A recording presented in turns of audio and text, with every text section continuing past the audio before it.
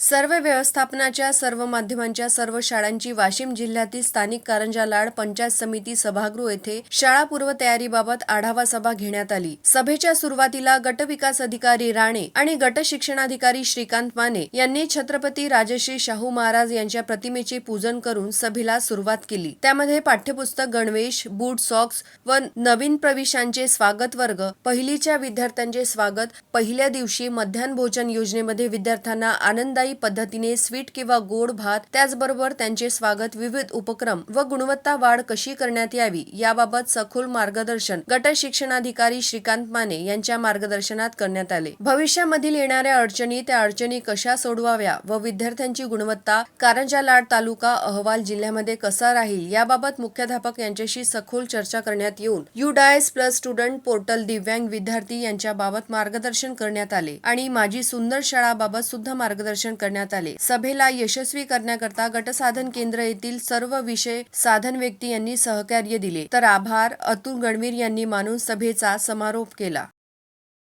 Dnyaneshwar Wargat, Janmat live news, Washim.